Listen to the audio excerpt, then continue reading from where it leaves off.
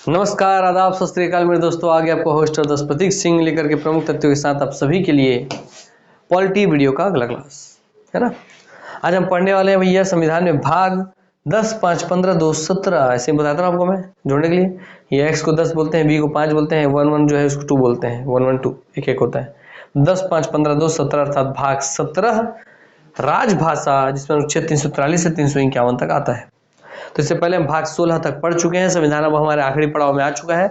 22 भाग में से 11 भाग उसका आधा होता है। आगे से देखिए हम आगे बढ़ के भाग 17 में आज पहुंच चुके हैं। 5 भाग इसका दौर होंगे, फिर संविधान आपका समाप्त हो जाएगा। ठीक, और वो भी एक अच्छे स्तर का संविधान आपका समाप्त हो जाएगा। इसके बाद आपको केवल और केवल जब थ्योरी पढ़ रहे हैं इसका रिविजन कीजिए और उससे जुड़े हुए प्रीवियस ईयर के क्वेश्चंस को सॉल्व करना चालू कर दीजिए।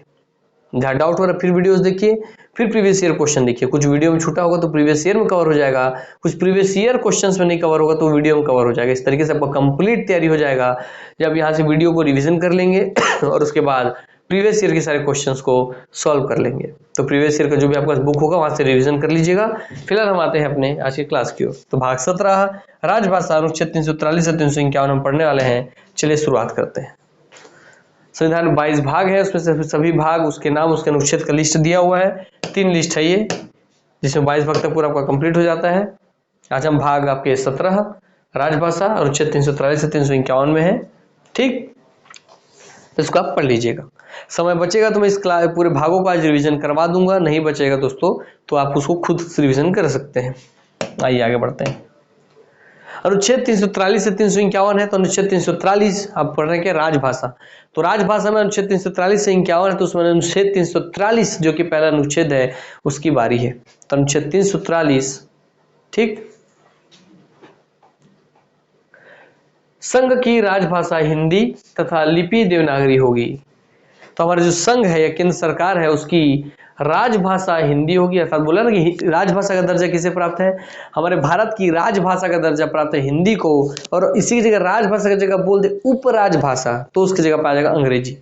राजभाषा का दर्जा प्राप्त है हिंदी को, उपराजभाषा का दर्जा प्राप्त है अंग्रेजी को। और दोस्तों हमारी लिपि है देवनागरी लिपि। देवनागरी लिपि क्या होती है सर? जैसे बोर्ड, इस बोर्ड में मैं यहाँ पर लिख रहा हूँ अपना नाम, मैं अपना नाम लिखता हूँ प्रतीक सिंह, प्रतीक है ना, फिर लिखता हूँ मान लीजिए मैं सिंह। ठीक, मेरे डेट ऑफ बर्थ, मान लीजिए फिर डेट ऑफ बर्थ लिखना है तो मैं नीचे आ गया, फिर अपने लिखा डेट ऑफ बर्थ, फिर 1 अप्रैल, ऐसा लिखते जा रहा हूँ मैं। दोस्तों हो क्या रहा है, देखिए पहले मैं आपके लेफ्ट से चालू करके राइट की ओर जा रहा हूँ और फिर ऊपर से चालू करके ऊपर से ऊपर का लिख लिया तो ऊपर से नीचे की ओर आ रहा हूँ। तो जिसमें बाएं से दाएं की ओर और ऊपर से नीचे की ओर आप अगर लिखते हैं, इसी लिपि को बोलते हैं लिखने की पद्धति कि आप किस टेक्निक से लिखते हैं। तो आप बाएं से दाएं की ओर लिखते हैं और ऊपर से नीचे की ओर लिखते हैं तो ये हो जाता है दोस्तों देवनागरी लिपि। और हिंदी तो राजभाषा हमारी हिंदी है तो कोई दिक्कत की बात नहीं। तो हमारी लिपि देवनागरी होगी, हमारी राजभाषा हिंदी होगी। ये बात कहा गया अनुच्छेद 343 में, ये बात याद रख लीजिएगा। क्लियर हो गई बात? यस। 14 सितंबर 1949 को हिंदी हमारी राजभाषा घोषित हुई। तो कभी पूछ ले कि हिंदी हमारी राजभाषा घोषित ही कब हुई, तो हिंदी हमारी राजभाषा घोषित हुई 14 सितंबर 1949 को, आजादी के 2 साल बाद, वो भी कब? 14 सितंबर को। तो 14/7/1949 कैसे याद रखा? बहुत आसान है दोस्तों याद रखना। डेट की तारीख याद करवाता हूँ कि 14 सितंबर वही आपका हो गया 9 है ना, ये हो गया 1949। कोई दिक्कत की बात है? नहीं। 141499 हो गया ना, तो सब बन गया 149149। ये एक तो 9 लग सकता है तो 149149, इससे आपको ट्रिक से बन जाएगा 149149। इससे आपको याद रहेगा 14 सितंबर ये दिन, ये महीना, ये ईयर। तो 14 सितंबर 1949 को हिंदी हमारी राजभाषा घोषित हुई, परंतु 26 जनवरी 1950 को इसे लागू किया गया। मगर लागू कब हुआ? तो घोषणा हो गई थी कि हिंदी हमारी राजभाषा हिंदी होगी, ये घोषणा हुई थी 14 सितंबर 1949 को, मगर ये लागू हो गया कि हाँ हमारी राजभाषा हिंदी ही है, ये लागू हो गई थी 26 जनवरी 1950 को। तो तुम्हारा भैया गणतंत्र दिवस का तारीख है ना, तो इसको तो आपको याद रहेगा ही। चलिए तो शब्द आएंगे, जब घोषणा बोलेगा तो वो वाला डेट, जब लागू बोलेगा तो ये वाला डेट। अनुच्छेद 343 खत्म। अनुच्छेद 343 में हिंदू बात बोला है कि हिंदी हमारी राजभाषा है, लिपि हमारी देवनागरी है। बात क्लियर? यस। आगे बढ़ते हैं अनुच्छेद 344 में। अनुच्छेद 344 के तहत राजभाषा आयोग का प्रावधान किया गया। एक राजभाषा के लिए एक आयोग बनाया गया। तो अनुच्छेद 344 में है राजभाषा आयोग। ये बार बार पूछा ये क्वेश्चन को, अनुच्छेद कि राजभाषा आयोग भारतीय संविधान के किस अनुच्छेद में राजभाषा आयोग के लिए प्रावधान किया गया है। राजभाषा आयोग आता है तो अनुच्छेद 344 में, याद रहेगा? यस, 344 राजभाषा आयोग। अब इसी 344 के चौथे उपखंड में, तो अनुच्छेद 344 के 4 में राजभाषा आयोग के अतिरिक्त एक 30 सदस्यीय समिति, उसके अलावा एक 30 सदस्यीय समिति का प्रावधान भी किया गया है, जो लोकसभा के 20 और राज्यसभा के 10 सदस्यों से मिलकर बनी होगी। तो एक तो भैया इसमें 344 में राजभाषा का प्रावधान किया गया, मगर 344 के 4 में राजभाषा के अतिरिक्त एक और आयोग बनाया गया जिसमें 30 सदस्य होंगे, 20 आपके लोकसभा से, 10 आपके राज्यसभा से। बात क्लियर? और जो सदस्य हैं, इन सदस्यों का निर्वाचन एकल संक्रमणीय मतदान प्रणाली से होगा। ये जो 30 सदस्य बने इनका। अनुच्छेद 345, देखिए अब इसी क्वेश्चन को भी अंदर पूछ लेता कि अनुच्छेद 344(4) के तहत कितने सदस्यों को चयन किया गया है राजभाषा आयोग के अतिरिक्त। तो 30 सदस्यीय समिति का चयन कर किया जाता है। उस 30 सदस्यीय समिति में 20 सदस्य लोकसभा से होते हैं, 10 सदस्य राज्यसभा में होते हैं, पूरा कूट में दे देगा।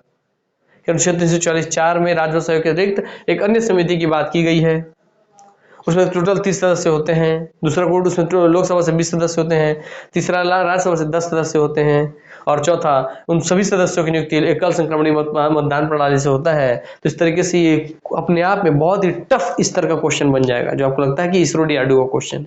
वही दोस्तों, ये सब बेसिक क्वेश्चन है, सिंगल लाइन है। जो पढ़ा उनसे बहुत आसानी से बनेगा, जो नहीं पढ़ा है उनके सर पटकने से भी नहीं बनने वाला। इसमें संख्या बदल सकता है, लोकसभा 10 कर देगा, राज्यसभा 20 कर देगा घुमाने के लिए, तो ये आपको डिपेंड करता है ना।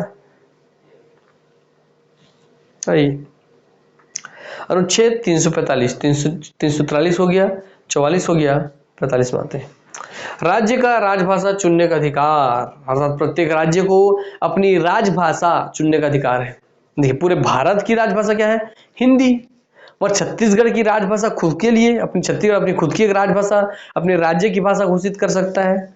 तो जब पूरे भारत की राजभाषा हिंदी हुई, वैसे हमारे छत्तीसगढ़ राज्य की राजभाषा क्या है? छत्तीसगढ़ी। महाराष्ट्र की मराठी, गुजरात की गुजराती, तमिल की भाई तमिलनाडु मद्रास की तमिल, आंध्र प्रदेश की तेलुगु, केरल की मलयालम, इस तरीके से, है ना। Yes sir. तो हर राज्य का अपना राजभाषा चुनने का अधिकार कौन सा अनुच्छेद देता है? तो अनुच्छेद 345वां अनुच्छेद है, जो प्रत्येक राज्य को अपना एक राजभाषा चुनने का अधिकार देता है। क्लियर हो गई बात? चलिए, भारत के संविधान के किस भाग के 4 अध्याय में राजभाषा संबंधित प्रावधान है?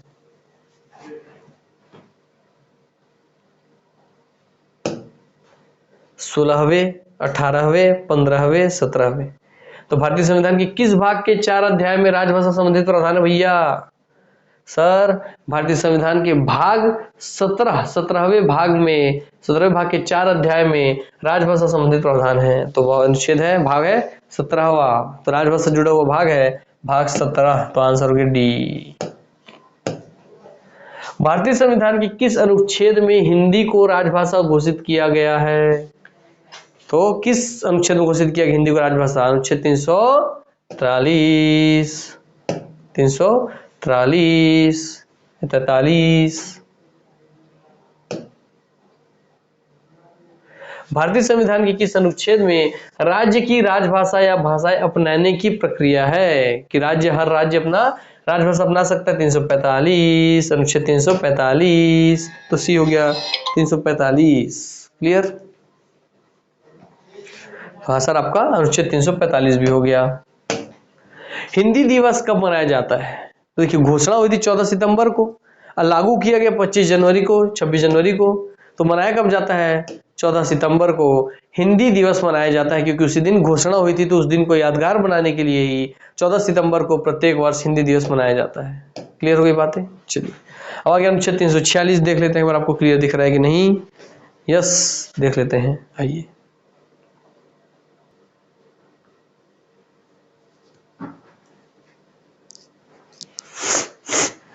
ठीक है भाई, तो दो या दो से अधिक राज्यों के बीच संपर्क की भाषा संघ की भाषा, संघ की राजभाषा होगी। तो ये बात अब कहा आ गया 346 में विशेष बात क्या है कि देखिए हर राज्य 345 के तहत हर राज्य अपना राजभाषा बना सकता है। जैसे कि आप क्या पढ़े 343 में कि एक राजभाषा, हमारी राजभाषा हिंदी है और हमारी लिपि देवनागरी लिपि है ना, 343 में आप ये पढ़ लिए। फिर आप पढ़े 345 में कि प्रत्येक राज्य की अपनी एक राजभाषा हो सकती है, मगर जब भी एक राज्य दूसरे राज्य से, जैसे छत्तीसगढ़ राज्य मध्य प्रदेश राज्य से कोई भी काम करता है, सरकारी कामकाज करता है, कोई भी आपका लिखित कामकाज करता है, तो एक राज्य से दूसरे राज्य में अंतरराज्यीय जिस राजभाषा का प्रयोग किया जाएगा वह उस राज्य की राजभाषा ना होकर के संघ की या पूरे देश की जो राजभाषा हिंदी है वो होगी। जैसे छत्तीसगढ़ की राजभाषा छत्तीसगढ़ी, मध्य प्रदेश की राजभाषा मान लीजिए कुछ और भी है, मान लीजिए कई और है, तो छत्तीसगढ़ की राजभाषा क्या है? छत्तीसगढ़ी। बिहार की राजभाषा क्या है? आपकी मैथिली है, भोजपुरी। मगर जो दोनों आपस में सरकारी कामकाज या कुछ भी कामकाज कर रहे हैं तो वहां पे छत्तीसगढ़ ना छत्तीसगढ़ी प्रयोग नहीं करेगा, आपका बिहार वाला आपका भोजपुरी प्रयोग नहीं करेगा। दोनों आपस में जब काम करेंगे, एक राज्य से दूसरे राज्य में जब कोई भी कार्य होगा तो दोस्तों वहां पे हिंदी का ही प्रयोग किया जाएगा। वही बात लिखा है कि दो या दो से अधिक राज्यों के बीच संपर्क की भाषा संघ की राजभाषा होगी, न कि उस राज्य की। तो अनुच्छेद 346 दो या दो से अधिक राज्यों की संपर्क की भाषा राजभाषा हिंदी होगी, ये बात बोलता है। अनुच्छेद 348 जब तक संसद कोई भी कानून नहीं बनाती है तब तक, अनुच्छेद 348 के तहत ही जब तक संसद कोई भी नया कानून नहीं बनाएगा तब तक क्या क्या चीज लागू है वो देख लीजिए। तब तक सर्वोच्च व उच्च न्यायालय के सभी कार्य अंग्रेजी भाषा में होंगे। सर हमारी राजभाषा हिंदी है फिर भी सर्वोच्च न्यायालय और उच्च न्यायालय का सभी काम अंग्रेजी भाषा में क्यों होता है? ऐसा क्यों सर? आइए, तो सर्वोच्च न्यायालय और उच्च न्यायालय के सभी काम अंग्रेजी भाषा में होंगे। लिखित रख लीजिए कि हमारे देश में सुप्रीम कोर्ट और हाई कोर्ट का कोई भी कामकाज अंग्रेजी भाषा में ही होगा। ठीक। दूसरा, संसद या विधानमंडल में पेश होने वाले सभी विधेयक, चाहे संसद हो चाहे विधानमंडल हो, चाहे राज्य के केंद्र स्तर पर लोकसभा राज्यसभा हो या राष्ट्रपति के समक्ष हो, चाहे राज्य स्तर पर विधानसभा विधान परिषद हो, वो संसद या विधानमंडल में पेश होने वाले सभी विधेयक, संशोधन तथा अध्यादेश की भाषा भी अंग्रेजी होगी। हो तो 348 कहीं ना कहीं अंग्रेजी को ताकत दे रहा। देखिए क्लियर होगी बातें। और इसमें कुछ भी नियम कानून अगर बदलना है तो वो शक्ति केवल संसद के पास है। 348 बोल रहे हैं जब तक संसद चाहे तो इसमें कुछ बदलाव कर सकता है, जब तक संसद नहीं करती तब तक यही चीज चलेगा। 348 की बात है। 350 पे याचना की भाषा, अगर आप कोई याचिका दायर करते हैं तो उसकी भाषा क्या होगी? अनुच्छेद 350 में बोला है, 350 में आपकी याचना की भाषा क्या होगी ये बात बोला गया है। और 350 के ए में ही राज्य का कर्तव्य है कि वह प्रारंभिक शिक्षा स्थानीय भाषा में दे। स्थानीय भाषा माने अगर आप छत्तीसगढ़ में हैं तो आपकी स्थानीय भाषा छत्तीसगढ़ी है तो छत्तीसगढ़ी में दे सकता है, तमिल वाले तमिल में, महाराष्ट्र वाले मराठी में, बंगाल वाले बंगाली में। देते हैं कि नहीं देते हैं स्थानीय भाषा में शिक्षा? यस। तो राज्य का कर्तव्य है ये कि वह अपने प्रारंभिक शिक्षा स्थानीय भाषा में दे, प्रारंभिक शिक्षा शुरुआती बचपन की, ताकि वहां के लोग जो बच्चे हैं उनको वहां की लोकल लैंग्वेज का भी ज्ञान हो सके। तो 350 ए में आप ये देख चुके हैं। 351 अनुच्छेद 351, तो 350 ए स्थानीय भाषा को वैल्यू देता है, 350 याचना की भाषा को, 350 ए स्थानीय भाषा को दर्जा वो देता है, मान्यता देता है। अनुच्छेद 351 राज्य का कर्तव्य है कि हिंदी भाषा का विकास करे, अर्थात प्रत्येक राज्य का, प्रत्येक सरकार का ये कर्तव्य है। ये राज्य से तात्पर्य क्या होता है? राज्य का तात्पर्य छत्तीसगढ़ राज्य नहीं मानिएगा। राज्य का मतलब क्या होता है आपको पहले ही बता चुका हूं शुरुआत में जब संविधान चालू होता तब, है ना। राज्य में छत्तीसगढ़ राज्य, मध्य प्रदेश राज्य वैसा राज्य नहीं है। इस राज्य का मतलब सरकार एक तरीके से आपको बताया था मैं। तो सरकार का कर्तव्य है कि हिंदी भाषा का विकास करे। ठीक। तो अनुच्छेद 351 के तहत ही हिंदी भाषा के विकास के लिए सब प्रयत्नरत रहे, ये बात 351 में बोला जाता है। तो पूरा एक बार एक झलक देख लीजिए शुरुआत से अंत तक।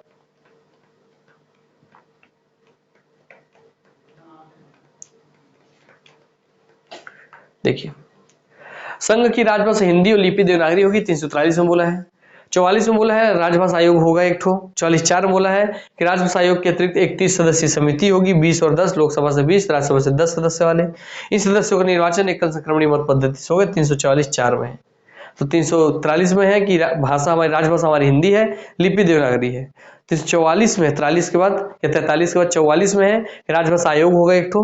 44(4) में राजभाषा आयोग के अलावा एक और अलग से समिति होगी 30 सदस्य की, 20 और 10 वाली, ठीक है। फिर 345 में कि राज्य का राजभाषा चुनने का अधिकार है, कि प्रत्येक राज्य को अपना राजभाषा चुनने का अधिकार है 345 के तहत।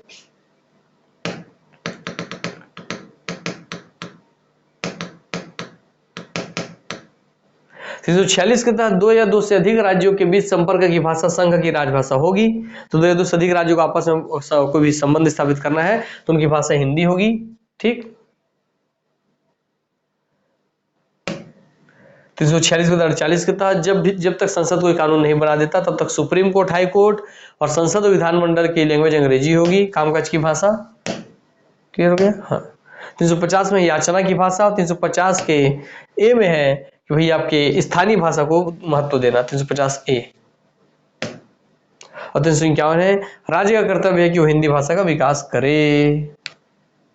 और याद ध्यान रखेंगे यहाँ पे बोल दे रहा हूँ यहाँ कि 2 से अधिक राज्यों के बीच संपर्क की भाषा हिंदी भाषा संघ की राजभाषा होगी, और संघ की राजभाषा हिंदी है इसलिए हिंदी होगी ये बोल रहा हूँ, जबकि लैंग्वेज संघ की राजभाषा होगी ये है ना, क्योंकि कल दिन में संघ अपना लैंग्वेज बदल दिया तो फिर वही यहाँ की लैंग्वेज हो जाएगी, इसलिए यहाँ हिंदी मत ध्यान में रखिएगा। जो भी संघ की राजभाषा है वही भाषा 2 से अधिक राज्यों के बीच संपर्क की भाषा होगी 346 में। भारत के संविधान के अनुच्छेद खलिस्तान के अनुसार अंग्रेजी देश के सभी उच्च न्यायालयों के आधिकारिक भाषा है। बताइए किसके तहत? 329(1), 348(1), 315(1), 336(1).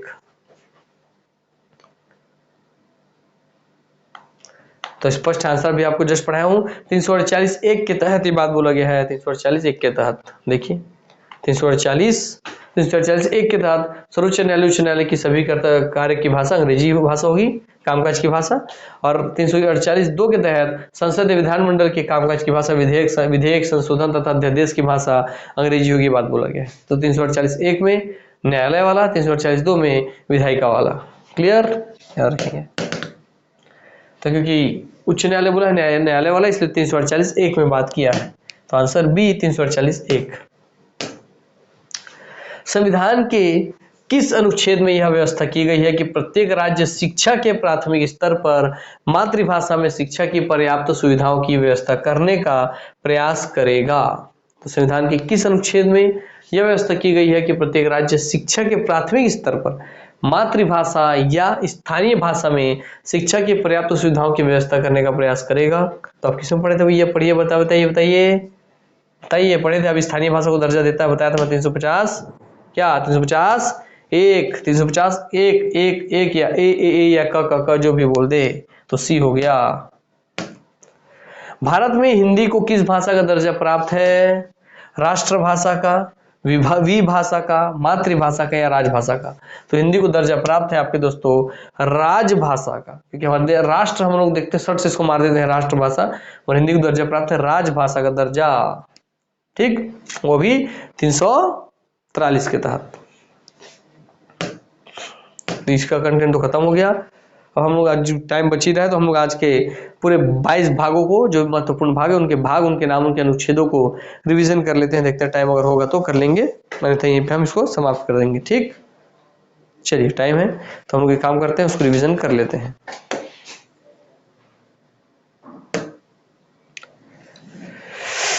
आइए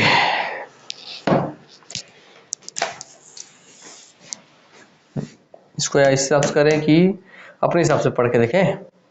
चलिए 22 भाग है संविधान में सर। 22 भाग में सर पहला भाग है आपका भाग 1। सर सबसे पहले क्या आएगा भाग 1 में? सर भाग 1 का नाम क्या होना चाहिए, आप खुद बताइए।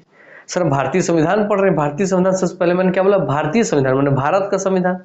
तो भारत एक पूरी पृथ्वी में एक निश्चित क्षेत्र है, एक निश्चित भूखंड क्षेत्र है, ये निश्चित क्षेत्र का टुकड़ा है, इसलिए सबसे पहला क्षेत्र शब्द ही आएगा कि भारत का जो क्षेत्र डिसाइड होगा उस क्षेत्र के अंदर ही तो भारत का कोई भी संविधान लागू होगा या वहां पे कार्यशील होगा या क्रियाशील होगा। यस सर, इसका मतलब भाग 1 ही सबसे पहले होगा कि भारत किसको आप बोलते हैं। तो पूरी दुनिया में भारत आप किसी निश्चित भूखंड को बोलते हैं, इसलिए सबसे पहला भाग होता है संघ राज्य और उसका क्षेत्र, जो कि अनुसूची 1 भी है। संघ, राज्य एवं उसके क्षेत्र है भाग 1 एवं उसके क्षेत्र। ये दोस्त आपका भाग 1। और क्योंकि कोई भी क्षेत्र मेरे दोस्त, कोई भी क्षेत्र 4 दिशाओं में होता है, पूर्व, पश्चिम, उत्तर, दक्षिण, इसलिए दोस्तों 4 दिशाओं में होता है, इसलिए अनुच्छेद भी इसमें आ जाएगा। अनुच्छेद 1 से 4 आ जाएगा इसके अंतर्गत, क्योंकि कोई भी क्षेत्र 4 दिशाओं में बटा होता है, इसलिए अनुच्छेद 1 से 4।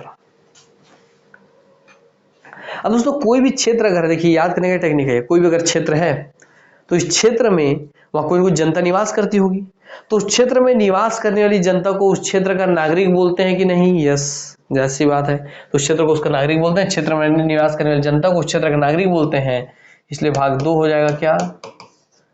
नागरिकता।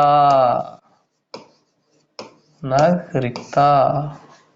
और अनुच्छेद क्या होगा सर? इसका अनुच्छेद क्या होना चाहिए? इसका अनुच्छेद होगा दोस्त मेरे, अनुच्छेद 4 का क्या आता है सर? 4 का आता है 5, 4 का आता है 5, और इस 1 को लिखिए यहाँ पे और इस 1 को डबल कर दीजिए, 4 के बाद 5 और 1 को कितने डबल? 5 से 11। अनुच्छेद 5 से 11 होता है नागरिकता से जुड़ा हुआ अनुच्छेद, भाग 2। अब भाग 3 क्या होना चाहिए? भाग 3, भाग 3 ये बोल रहा है कि यार कोई ना कोई क्षेत्र है, उस क्षेत्र में निवास करने वाली जनता को आप वहां का नागरिक बोल दिए, तो हर देश अपने क्षेत्र, अपने देश के नागरिक को, हर क्षेत्र जहां वहां की जनता निवास करती है वो वहां की नागरिक हो गई, तो हर देश अपने देश के नागरिक को क्या देता है? कुछ अधिकार देता है ना भाई? यस, तो हर देश अपने देश के नागरिकों को कुछ अधिकार देता है, उन अधिकारों को बोलते हैं मूलभूत अधिकार। कुछ मूलभूत अधिकार देता है, इसलिए भाग 3 हो गया कि हमारे नागरिकों को, हमारे देश के नागरिकों को मूलभूत अधिकार प्राप्त होना चाहिए, इसलिए भाग 3 मूलभूत अधिकार। इसका अनुच्छेद है 11 का क्या था? 11 का आता है सर 12, और सर क्या हो जाएगा सर? 11 का आ गया 12, और इस 12 को 1 2 को जोड़ेंगे क्या हो जाएगा? 3, 1 2 को जोड़ के 3, और ये 5 को इधर फिर ऐसे, तो 12 से लेकर 35 तक। सर अनुच्छेद 12 से लेकर के 35 तक होता है मूलभूत अधिकार, फंडामेंटल राइट्स, इसका बोलते हैं फंडामेंटल राइट्स। क्लियर हो गया? इसको लिख भी देता हूं अच्छे से इंग्लिश में, फंडामेंटल राइट्स।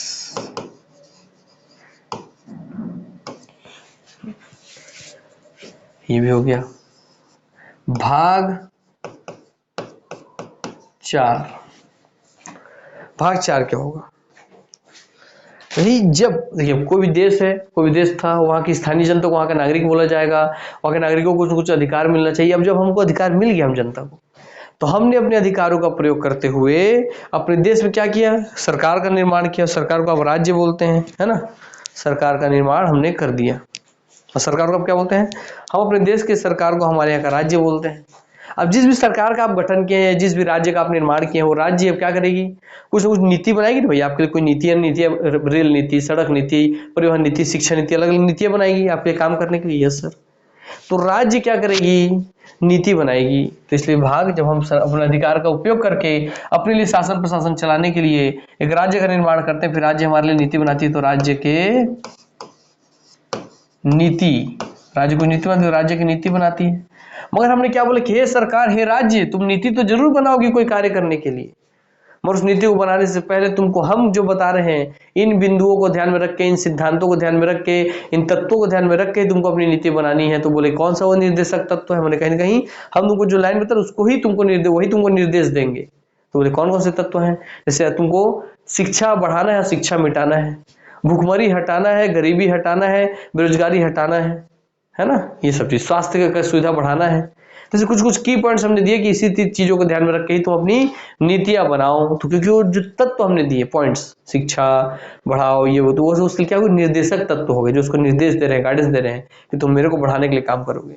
इसलिए राज्य के नीति बनाने के समय में इनको निर्देशन देने वाले कुछ निर्देशक सिद्धांत, तो राज्य के नीति निर्देशक सिद्धांत।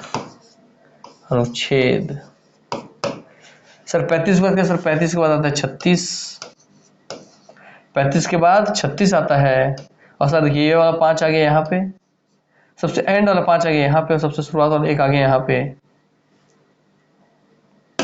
ये 5 35 के 5, ये 5 के 5 वैसे उतार दिए यहाँ पे, ये 5 आ गया यहाँ पे और ये वाला एक आ गया यहाँ पे, तो 36 से 51।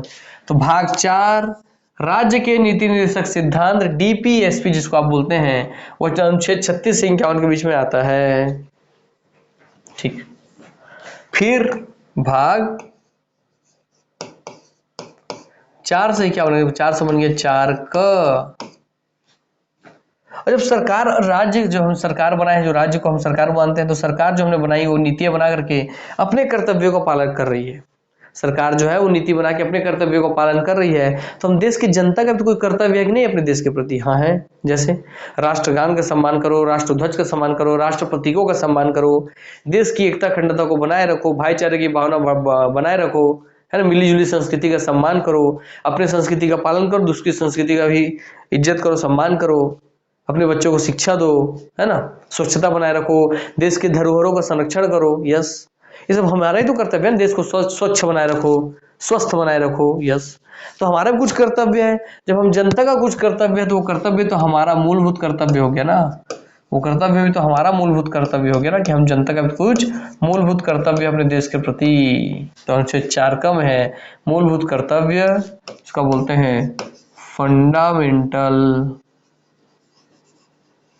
ड्यूटीज, इसलिए इसको FREFD। अनुच्छेद 51 से क्या होगा, 51 को 51 ही लिखेंगे और ये हो जाएगा 51 के बाद का। क्यों? जैसे 4 से बना 4 का, वैसे 51 से बना 51 का। तो भाग 4 से लेके 4 का तक आप देख चुके हैं। अब इसके बाद आ जाएगा, अब इसके बाद जो भाग, इसको एक कलर में लिखूंगा, आप भी कलर में लिखिए इसके बाद, क्योंकि ये पूरे एक सीक्वेंस में एक जैसा काम करता है। इन सबके पीछे एक ही प्रिंसिपल काम करता है कि देश का प्रशासन आपको कैसे कैसे चलाना है ना। तो देश में प्रशासन का रूप, सबसे बड़ा प्रशासन, उससे छोटा प्रशासन, उससे छोटा प्रशासन, उस सीक्वेंस से पूरा बन जाएगा नीचे का भाग। तो लिखिए भाग, यहाँ से लिखिए अलग कलर से, भाग 4 के बाद 5 आता है, 5 के बाद भाग 6 आता है, भाग 6, भाग 7 आता है, भाग 8 आता है, भाग 9 आता है, भाग 10 आता है, भाग 11 आता है, भाग 12 आता है, भाग 13 आता है। ठीक, चलिए, मगर आपको जो इसमें एक साथ याद रखना है वो पूरा भाग 5 से लेकर के भाग 10 तक। बाकी ये तीन तो अलग कलर में भी, इसको यहाँ तक मैं मिटा देता हूँ। पहले भाग 5 से लेके भाग 10 तक देखते हैं। भाग 5 से 10 तक देखते हैं, पूरे एक ही नियम से बनता है। वो नियम क्या है कि आपके देश का, अब आप पूरे देश चला रहे हैं, आपको संविधान आप बना रहे हैं पूरे देश के लिए, तो देश में संविधान अगर आप बना रहे हैं तो देश में प्रशासन का रूप कैसे होगा, पूरा प्रशासन का रूप। तो देश में सबसे बड़ा प्रशासन कहाँ होता है? सबसे बड़ा प्रशासन जिसको हम मानते हैं वो होता है केंद्र सरकार का। इसलिए दोस्तों इसमें आ गया भाग 5 में केंद्र सरकार, जिसको आप संघ बोलते हैं, इसलिए संघ सरकार। तो भाग 5 हो गया संघ सरकार। मतलब केंद्र सरकार के बाद दूसरी सबसे बड़ी प्रशासन इकाई कहाँ की होती है देश में? संघ सरकार के बाद दूसरी प्रशासन बड़ी इकाई होती है राज्य सरकार। तो भाग 6 में हो गया राज्य सरकार। राज्य में छत्तीसगढ़ राज्य, मध्य प्रदेश राज्य, वैसे ही राज्य सरकार। ठीक है, भाग 5 में संघ सरकार, भाग 6 में राज्य सरकार। भाग 6 से 7, भाग 6 से 7 हो गया है समाप्त हो गया है। तो 7 समाप्त हो गया, इसलिए इसको हटा देते हैं। इसको निर्सित, सही शब्द है निर्सित, मगर अभी लिख दिया समाप्त समझने के लिए। तो ठीक है, तो केंद्र सरकार सबसे बड़ा रूप, फिर राज्य सरकार सबसे बड़ा रूप, उसके बाद सबसे बड़ा शासन का रूप कौन सा है दोस्तों? सर उसके बाद केंद्र सरकार सबसे बड़ा रूप, फिर राज्य सरकार सबसे बड़ा रूप, उसके बाद सबसे बड़ा रूप है केंद्र शासित प्रदेश का, यूटी का, केंद्र शासित प्रदेश का। इसलिए भाग 8 हो गया केंद्र शासित प्रदेश, क्योंकि 7 तो समाप्त हो गया केंद्र शासित प्रदेश।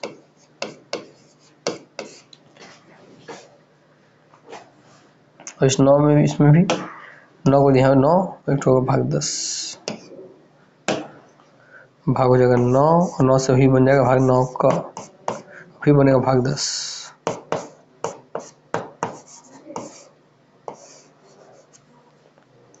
हाँ सर, संघ सरकार सबसे बड़ा प्रशासन का रूप, फिर राज्य सरकार छोटा, उससे छोटा प्रशासन का रूप, उसके बाद केंद्र शासित प्रदेश प्रशासन का रूप, फिर उसके बाद उसका देश की अधिकांश जनसंख्या क्या रहती है गांव में, तो गांव में प्रशासन का रूप क्या है पंचायत, तो भागना हो गया पंचायत। और शहर में उस गांव के बाद संख्या क्या रहती है शहर में, तो नौ को पंचायत का दाग गया नगरीय निकाय, शहर वाला नगरीय निकाय, तो गांव के लिए पंचायत, शहर के लिए नगरीय निकाय का प्रशासन, नगरीय निकाय। अब भाग 10 क्या हो गया, सिर्फ संघ सरकार देख लिए, राज्य सरकार देख लिए, केंद्र शासित प्रदेश देख लिए, पंचायत देख लिए, नगरीय निकाय देख लिए, आप सब जगह का प्रशासन तो देख लिए। मगर हमारे देश में कुछ ऐसे विशेष विशेष क्षेत्र भी हैं जहाँ का प्रशासन वो खुद चलाते हैं, जैसे पूर्वोत्तर भारत के कुछ जनजातीय क्षेत्र जहाँ अपना हर प्रशासन वो खुद चलाते हैं, कुछ जनजातीय कबीले जो अपना प्रशासन खुद चलाते हैं, अपने अगर न्याय व्यवस्था खुद चलाते हैं, हर एक नॉर्मल स्तर का अपने सामाजिक स्तर पर न्याय व्यवस्था सब चीज़ खुद कर लेते हैं, खुद प्रशासन चला लेते हैं। इसलिए दोस्तों क्या हो जाएगा, कुछ अनुसूचित और कुछ जनजातीय क्षेत्र हैं जिसका प्रशासन खुद संभालते हैं, इसलिए भाग 10 में हो जाएगा कुछ अनुसूचित और जनजातीय, अनुसूचित तो कुछ अनुसूचित एवं जनजातीय क्षेत्र।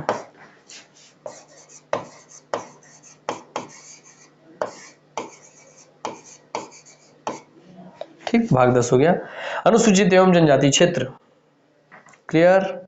यस।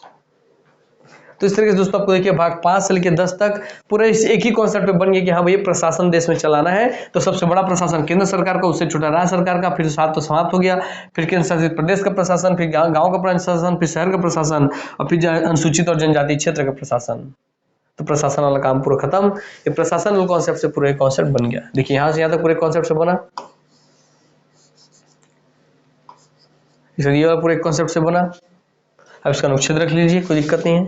संसार का अनुच्छेद लिखते चलिए, अनुच्छेद अनुच्छेद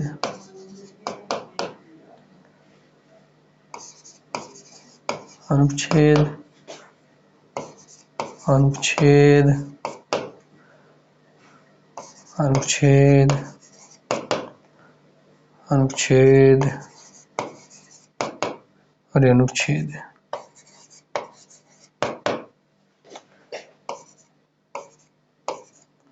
ऐसे आपको दिमाग में छपे रहना चाहिए, तभी आपका काम बनने वाला है दोस्तों। तो हाँ सर, आप संघ सरकार देख रहे हैं, अब इसका अनुच्छेद कहाँ से कहाँ तक आता है, तो लिखिए सर 51 को गिनती क्या आता है, सर 51 को गिनती आता है सर 52, 51 को 52 ही आता है ना गिनती में, यस सर। मगर क्या बोला 51 के बाद 52 आते, 52 तो आ गया, मगर ये वाला 51 क्या बोला, मैं एक्स्ट्रा 51 हूँ, तेरे पीछा नहीं छोड़ूंगा।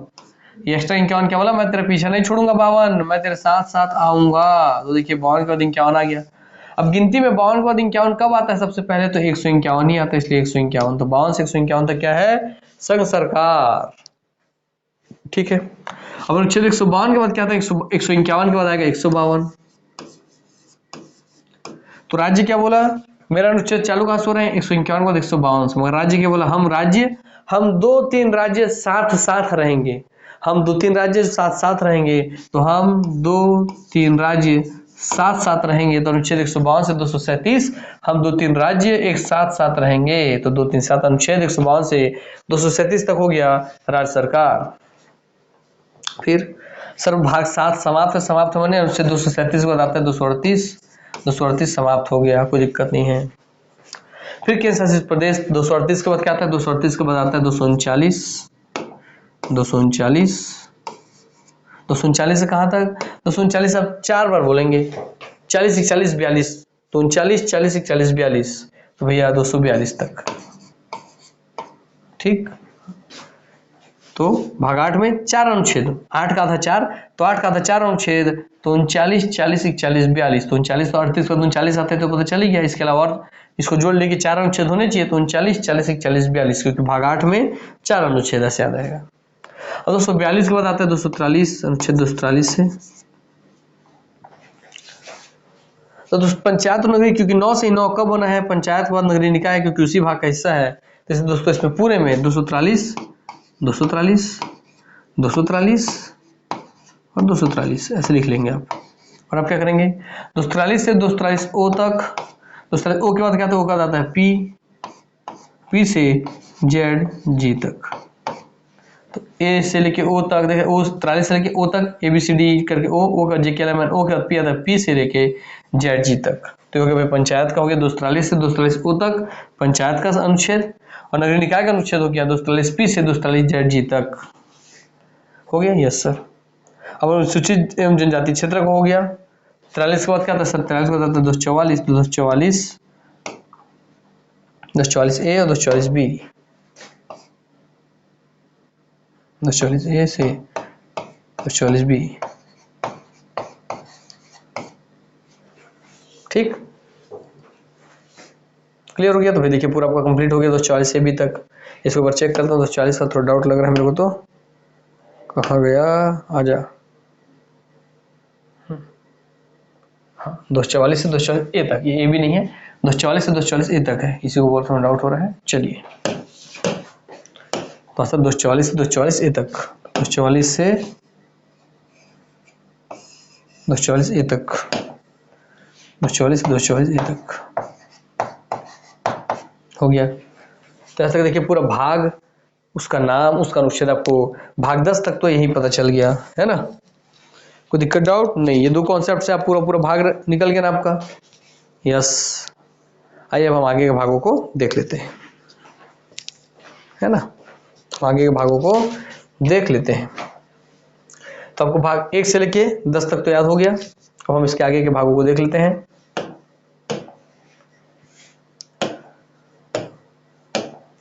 भाग 10 तक आप पढ़ लीजिए, भाग लिखिए भाग 11। 10 तक आप पढ़ने लिखिए भाग 11।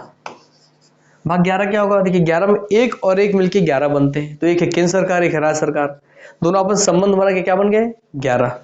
एक केंद्र सरकार, एक राज्य सरकार, जब दोनों मिलके संबंध बनाए तो क्या हो गया? 11 बन गए। एक और एक मिलके 11, तो केंद्र राज्य संबंध बना के क्या बन गए? 11। अर्थात भाग 11 में होगा केंद्र राज्य संबंध, संघ राज्य संबंध। तो संघ राज्य संबंध, कोई दिक्कत है? गलत लिख रहा हूं संबंध, ये बता रहा हूं, संबंध रियल मायने में ऐसे लिखाएगा, है ना, ऐसे। चलिए उसी को लिख देता हूं भैया, बोलेंगे गुरुजी को नहीं आता, ये लीजिए। तो संघ राज्य संबंध आ गया भाग 11 में, कोई दिक्कत नहीं है। जैसे पहला अनुच्छेद कहां तक पढ़े? इसके पहले वाले भाग में 244 ए तक पढ़े। तो यहाँ क्या होगा? 44 के बाद आता है 745, तो अनुच्छेद 245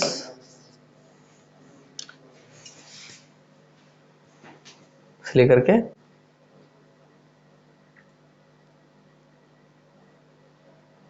263 तक, 263 तक। ठीक, 245 263 तक चेक भी कर लेता हूं मैं, वही तो होता है ना।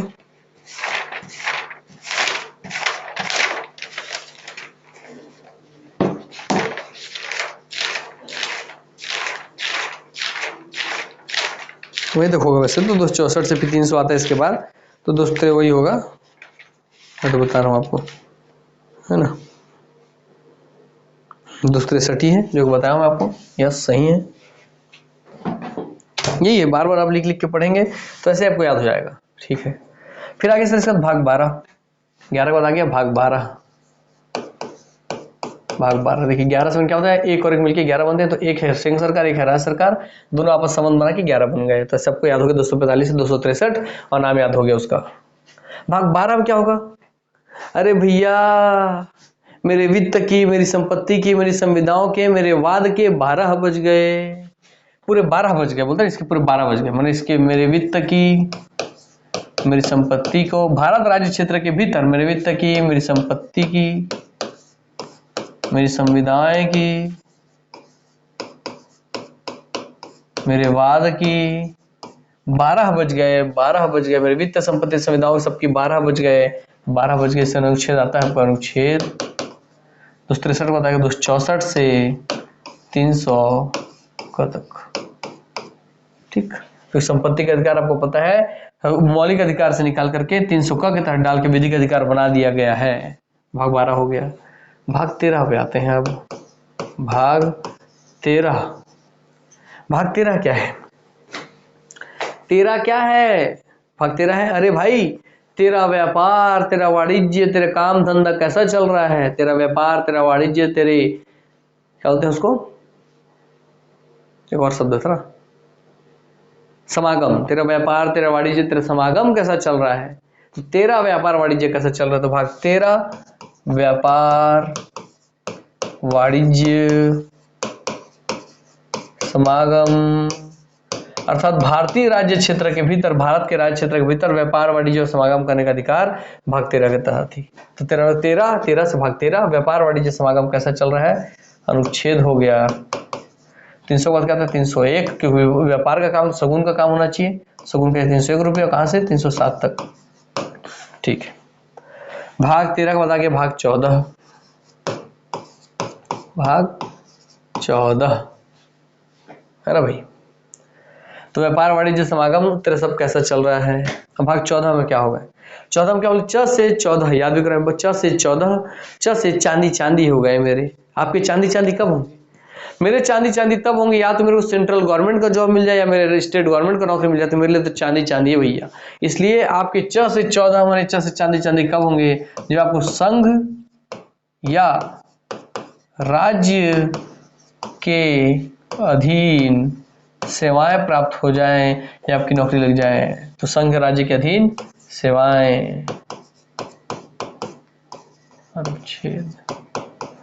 अनुच्छेद 307 के बाद आता है 308, 308 से 323, इसलिए बहुत 323 करना पड़ता है तब जाके निकलेगा नौकरी भैया। हाँ सर, 308 से 323 तक हो गया संघ राज्य के अधीन सेवाएं, संघ एवं राज्यों के अधीन सेवाएं प्राप्त करना हो गया।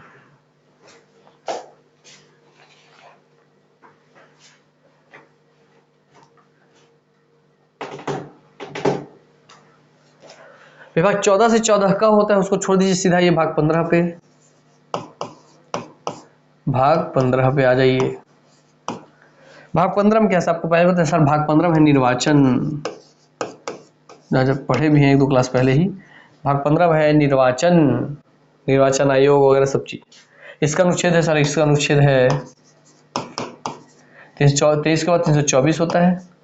324 के तहत ही बोले भारत संघ में एक निर्वाचन आयोग होगा, अनुच्छेद 324 में बोलेंगे। तो 324 से लेकर के 329 तक है ना, ठीक, यस सर। फिर भाग 16 बोला गया इसी में, भाग 16 पिछड़े वर्गों के लिए विशेष उपबंध, पिछड़े वर्गों के लिए विशेष उपबंध, अनुच्छेद होगा। तो भाग 15 निर्वाचन, ठीक, 15 निर्वाचन, 16 पिछड़े वर्गों के लिए विशेष उपबंध, अनुच्छेद 329 के बाद आता है 330। तो 330 से कहाँ तक, 330 से 300, ये 2 4 है, 4 2 उल्टा लिख दीजिए, 4 2, तो 4 2 4 उल्टा करके यहाँ लिख देंगे 342 तक। तो अनुच्छेद 330 से 342 तक हो जाएगा पिछड़े वर्गों के लिए विशेष उपबंध। फिर भाग 16 हो जाएगा भाग 17, भाग 17, भाग 17 में क्या आएगा, अरे 17 में है बहुत खतरा। कब, जब अपनी आप राजभाषा की इज्जत नहीं कर रहे हो, सम्मान नहीं कर रहे, तो आप बहुत खतरे वाली स्थिति में हो दोस्तों। अगर आपको अपनी राजभाषा नहीं आती है, अपने देश की राजभाषा नहीं आती, तो आप बहुत खतरे स्थिति में हो। तो 17 में है खतरा अगर आपको नहीं आती, 17 में है खतरा अगर आपको नहीं आती है अपनी राजभाषा, इसलिए अनुच्छेद भाग 17 है राजभाषा। अनुच्छेद क्या हो जाएगा, तो अनुच्छेद हो जाएगा भाग 17 में 42 को देता है 343 से 351। Clear, yes sir. फिर ओके सर, इसके बाद भाग 18, 17 के बाद भाग 18 हो जाएगा, भाग 18,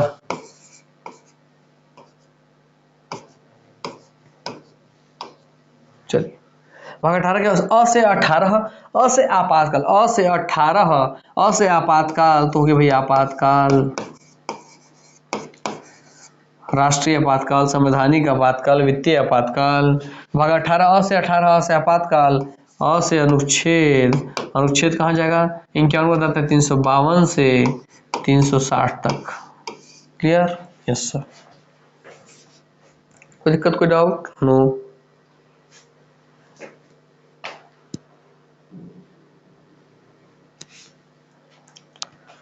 हो गया। तो यहां तक तो आपको एग्जैक्टली याद होना चाहिए, है ना। इसके बाद आपको भाग 19 लिख लीजिए, भाग 19, भाग 19 में ऐसे तो बहुत कुछ है, मगर आपको हिंट याद रखने के लिए बस इतना बता रहा हूँ। राष्ट्रपति राज्यपाल, यहाँ पे हिंट दे दीजिए, या नाम, अगर नाम नेम वाइज अगर आप देखें तो नेम वाइज तो फिर आपको दिखेगा भाग 18 में 19 में प्रकीर्ण, ये लिखा प्रकीर्ण, मगर इसका मतलब होता है इसके अंतर्गत राष्ट्रपति और राज्यपाल को जो विशेष संरक्षण प्राप्त हो, सब चीजें इसमें आती हैं। तो वही भाग 19 का नाम है प्रकीर्ण, उसको आप राष्ट्रपति राज्यपाल भी लिख सकते हैं। तो अब भाग 19 हो गया आपका प्रकीर्ण, इसी को आप लिखिए शॉर्ट के इसके अंतर्गत राष्ट्रपति राज्यपाल, क्योंकि इसके जो अनुच्छेद आएगा 361 उसके साथ राष्ट्रपति को संरक्षण प्राप्त है, इसलिए राष्ट्रपति राज्यपाल इसके अंदर लिख लीजिए, राष्ट्रपति राज्यपाल। भाग 19 में प्रकीर्ण, इसके अंदर राष्ट्रपति राज्यपाल, 360 का अनुच्छेद आ जाएगा 361, अनुच्छेद 361 से 367 तक। भाग 20 हो जाएगा दोस्तों आपका, भाग 20 19 का जाएगा भाग 20।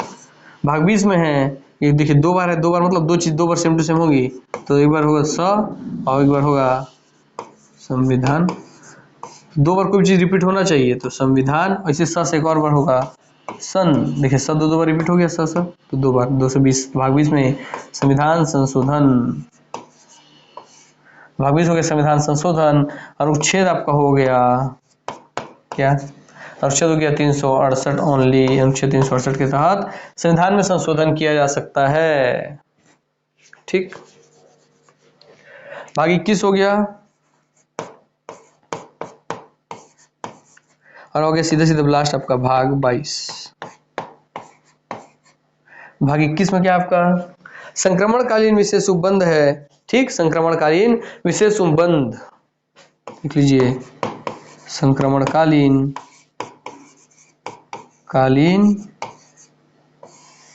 विशेष उपबंध,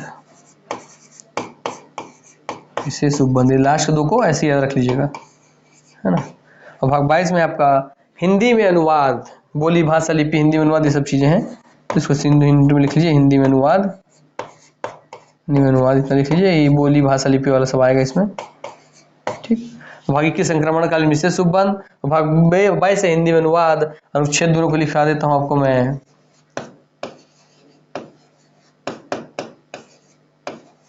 368 के बाद आता है 369, 369 से 392 और 393 से 92, 393 से 395।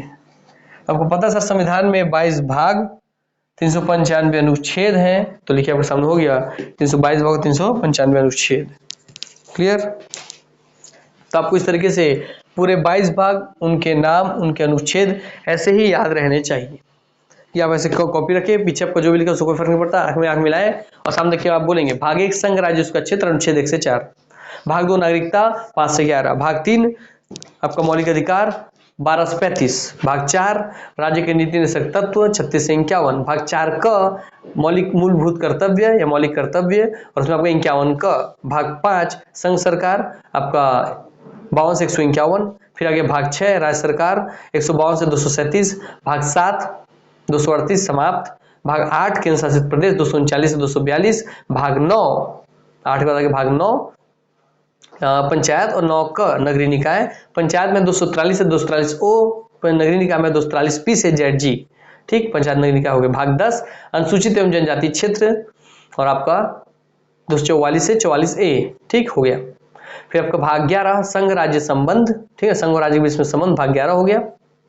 उसका है आपका 245 से 200 से संघ राज्य संबंध में 245 से 263 तक, ठीक, हाँ सर। फिर आपका आ गया भाग 12 तेरे वित्त संपत्ति, भाग 12 में वित्त संपत्ति संविधाओं के 12 बज गया करके याद करते। भाग 12 में वित्त संपत्ति संविधाएं 264 से 300 तक, 300 क तक, 300 क या 300 ए तक। फिर भाग 13 व्यापार वाणिज्य धंधा कैसे चलते रहे, व्यापार वाणिज्य समागम, तो भाग 12 में व्यापार वाणिज्य समागम, और उसका 301 से 307 तक। भाग 13 के बाद भाग 14 हो गया कि मुझे च से चांदी हो जाएगा, मेरे गवर्नमेंट जॉब लग जाएगा, तो भाग 14 में आपका है संघ एवं राज्य के अधीन सेवाएं, आपका अनुच्छेद हो जाएगा 301 से 7 हो गया, 308 से 323 तक, ठीक, हाँ सर 8 से 23 तक हो गया। फिर 14 से 14 का है उसको छोड़ दीजिए, अभिकरण वगैरह है उसको छोड़ देते हैं। भाग 15 14 का आएगा भाग 15। भाग 15 में आपका है निर्वाचन, ठीक, और निर्वाचन में आपका है 324 से 329 तक निर्वाचन हो गया। देखिए माइंड में कैसे कैलकुलेट कर रहा हूँ मैं, वैसे ही सब दिमाग छपा हुआ है। 324 से 329 तक निर्वाचन। भाग 16 हो गया, वे पिछड़े वर्गों के लिए विशेष उपबंध। तो ऊपर था आपका 308 से 323, 324 से, हाँ 301, 308, 308, 323, 324 से 329, हाँ 330 से 342। तो 330 से 342 हो गया, कौन सा आपका भैया हो गया, निर्वाचन, है ना। निर्वाचन 324 से 329 है। निर्वाचन भाग 15 निर्वाचन है 324 से 329, और पिछड़े वर्गों के लिए विशेष उपबंध है 330 से 342। ठीक, तो भाग हो गया भाई पिछड़े वर्गों के लिए भाग 16, पिछड़े वर्गों के लिए विशेष उपबंध 330 से 342। भाग 17 हो गया राजभाषा 343 से 351। ठीक, भाग 18 हो गया आपातकाल 352 से 360। भाग 19 हो गया प्रकीर्ण या राष्ट्रपति राज्यपाल, और उसमें आपका 361 से 367। भाग आपका 19 हो गया ना, हाँ भाग 20 हो गया आपका संविधान संशोधन। भाग 18 हो गया, 18, हाँ भाग 18 हो गया, हाँ 17 के बाद राजभाषा, भाग 18 में से 18 352 से 360। भाग 19 हो गया आपका वही प्रकीर्ण या राष्ट्रपति राज्यपाल 361 से 367। फिर आपका आगे भाग 20 संविधान संशोधन अनुच्छेद 368। फिर आपका आगे भाग 19 जिसमें आप बोल रहे हैं भैया ये क्या बोलते संक्रमणकालीन विशेष उपबंध, जिसमें आपको पड़ेगा 369 से 392। और भाग आपका 21 हो गया। तो भाग 22 फिर हो गया लास्ट में दोस्तों आपका हिंदी में अनुवाद या हिंदी भाषा लिपि उपयोग सब चीजें। तो हिंदी में अनुवाद भाग 22 हिंदी में अनुवाद, इसमें अनुच्छेद 393 से 395। तो लीजिए आपके सामने आ गया 393 से 395।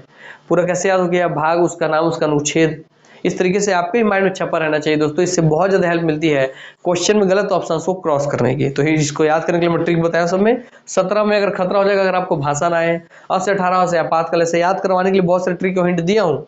उन सभी ट्रिक्स और हिंट्स को प्रैक्टिस कीजिए ताकि आपको कंठस्थ हो जाए वो चीजें, और फिर आपको उसमें दिक्कत डाउट ना रहे। ठीक, चलिए ये भी क्लियर हो गया। इसके साथ ही संविधान की 12 अनुसूचियों में से संविधान 12 अनुसूची है ना, 12 अनुसूची है।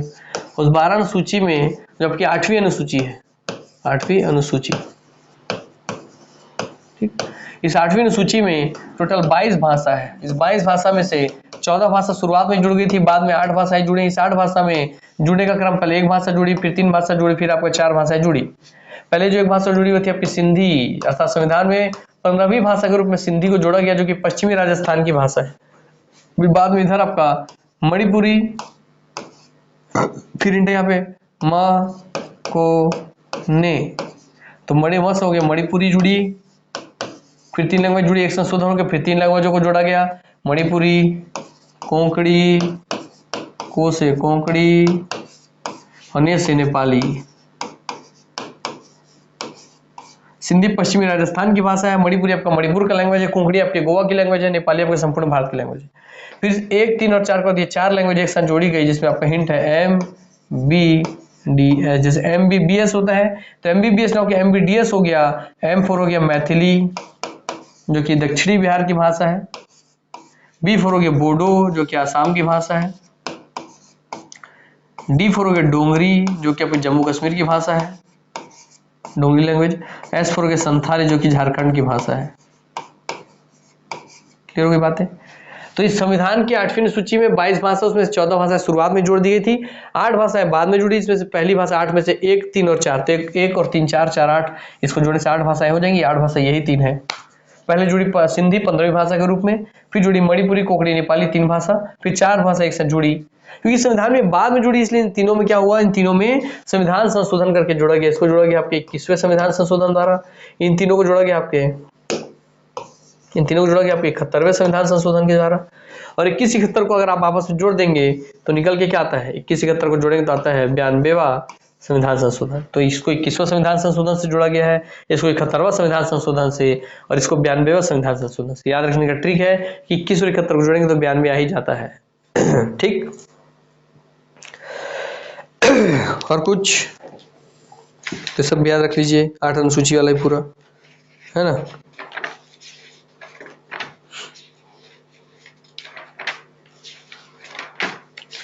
और देख रहा हूँ कुछ बताने लायक दिखे मुझे तो मेरे नोट्स से।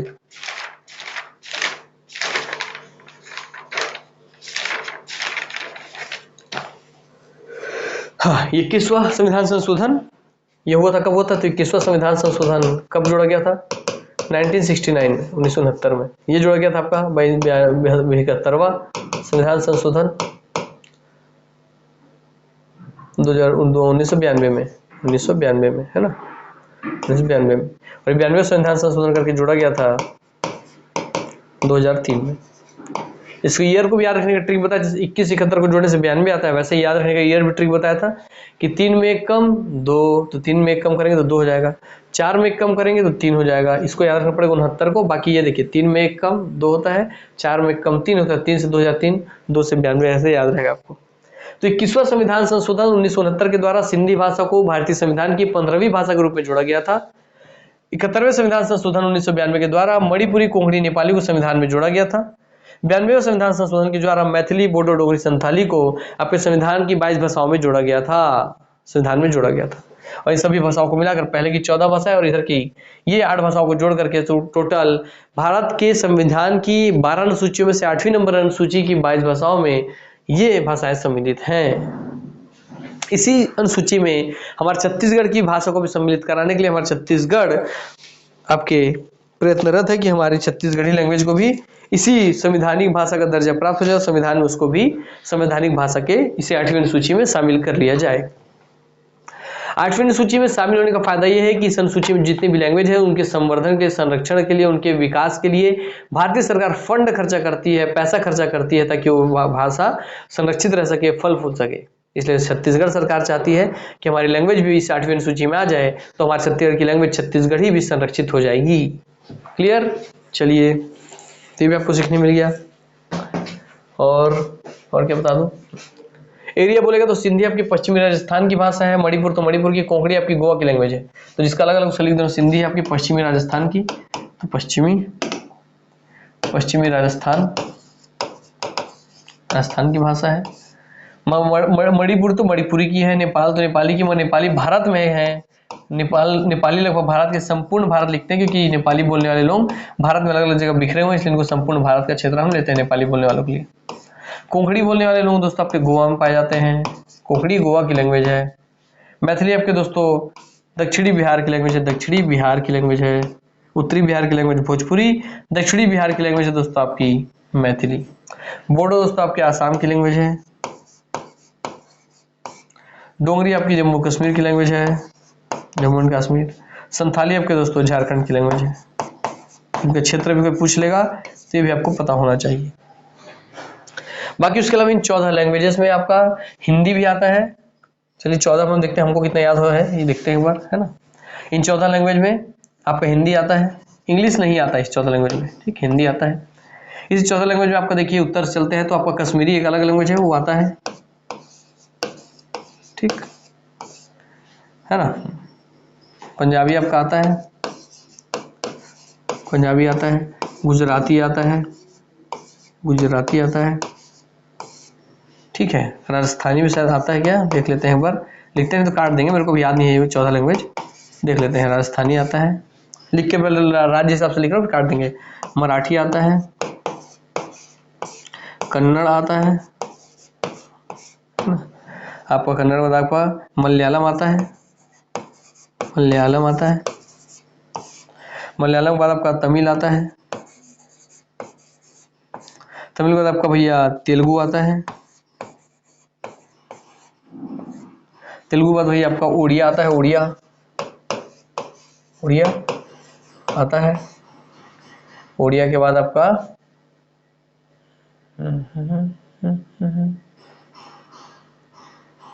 कितना हो रहा है, 1 2 3 4 5 6 7 8 9 10 11 12 13 14। हाँ, एक उर्दू आता है, उर्दू लीजिए 14 होने थे, 12 हम लोग लिख लिए हैं।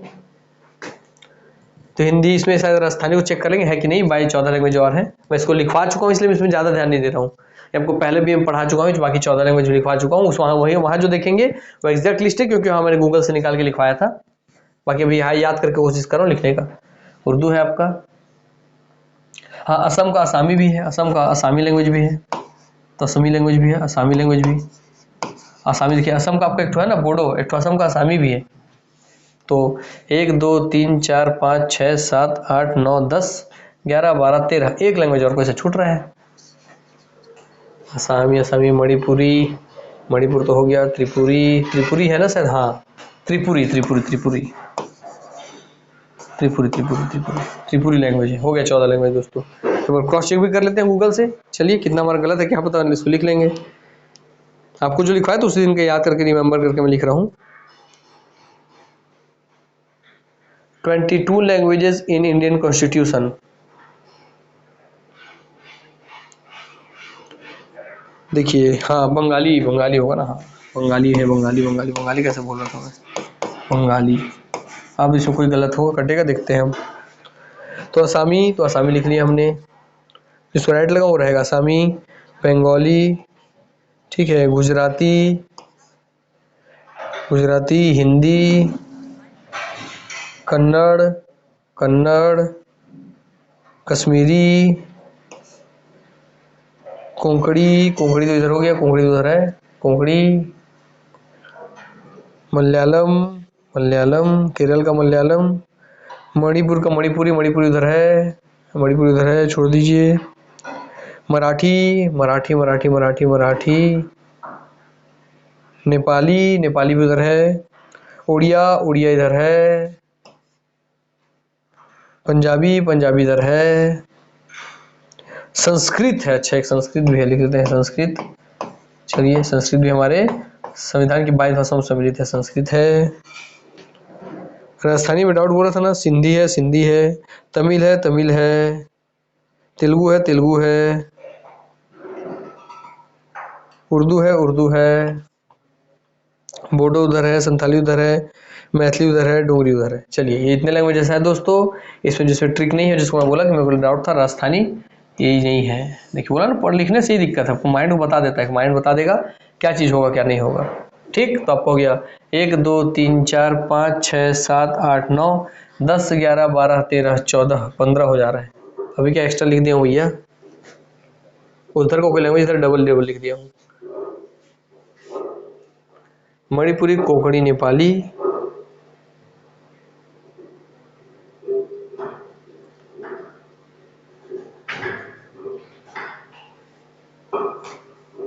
मणिपुरी, कोंकणी, कोई लैंग्वेज डबल हो रहा है क्या? हिंदी, कश्मीरी, पंजाबी, गुजराती, मराठी, कन्नड़, मराठी, कन्नड़, मलयालम, तमिल, तेलुगु, संस्कृत, बंगाली, त्रिपुरी, असामी, उर्दू और उड़िया। 4 5 6 7 8 9 10 11 12 13 14 15 15 क्या सॉरी इधर 14 लैंग्वेज होना चाहिए। मणिपुरी, कोंकणी, नेपाली, मैथिली, बोडो, डोगरी, संथाली। चलिए करके देखते हैं। इधर तो हो गया असामी, असामी हमने लगा लिया है। अच्छा त्रिपुरी भी नहीं है, त्रिपुरी भी नहीं है, हो गया हो गया, ठीक ठीक ठीक, पास से बोर्ड रहता दिखता नहीं है। ठीक, तो इस तरीके से दोस्तों आपको दिख रहा है संविधान में टोटल जो 22 संवैधानिक भाषाएं आपकी आंखों के सामने है। हिंदी, कश्मीरी, पंजाबी, गुजराती, मराठी, कन्नड़, मलयालम, तमिल, तेलुगु, उड़िया, उर्दू, आसामी, बंगाली, संस्कृत। बाकी इधर जो 8 लाइन लिखा हूँ, सिंधी, मणिपुरी, कोंकणी, नेपाली, मैथिली, बोडो, डोगरी, संथाली। ये पूरी 22 भाषाएं हैं जो आपको याद होनी चाहिए, संविधान की 8वीं सूची में लिस्टेड है। ये भी याद रखिएगा, कई बार पूछ लेता है। इसमें हम जो भूल सकते हैं उसको मैं, बाकी सब तो राज्य के अनुसार है, जो भूल सकते हैं उसको अलग से लिख देता हूँ मैं। जो भूलेंगे वो है संस्कृत, इसको अलग से ध्यान रखना है। जो है आपका है ये तो बंगाल का बंगाली हो जाएगा, असम उर्दू, ठीक, हिंदी, कश्मीरी, पंजाबी, गुजराती, मराठी, कन्नड़, मलयालम, तमिल, तेलुगु, राजस्थानी नहीं, ये बात ध्यान रखना है, त्रिपुरी बात ध्यान रखना है। चलिए क्लियर। तो इस तरीके से आपने क्या पढ़ा आज, पूरे 22 भाग, उसके नाम उसके अनुच्छेद रिवीजन हो गए आपके। संविधान की 8वीं सूची में जो 22 भाषाएं वो पूरा लिस्ट आपके सामने आ गया। 8 भाषा ये पहले की, 14 भाषा पहले की थी, 14 भाषा पहले से थी, बाद में 8 भाषा जो जुड़ी संविधान संशोधन करके, उनका संविधान संशोधन भी पूछता है, वो भी आपको याद हो गया। याद करने का ट्रिक भी बता दिया, सिंधी, मकोनी और एमबीबीएस की तरह। तो इस तरीके से आप याद रखेंगे, इस तरीके से आपको कोई भी दिक्कत डाउट नहीं जाएगा। तो चलिए आज की क्लास को हम यहीं पे समाप्त करते हैं, है ना। चलिए भैया क्लियर कर दिया जाए इसको अब। तो आप हमेशा हंसते रहें, खेलते रहें, खिलखिलाते रहें, निरोग रहें, स्वस्थ रहें, तंदुरुस्त रहें, यही मेरी दुआ है आप सबके लिए। मिलते हैं नेक्स्ट क्लास में, तब तक के लिए नमस्कार, जय हिंद, जय भारत, जय छत्तीसगढ़, वंदे मातरम, धन्यवाद।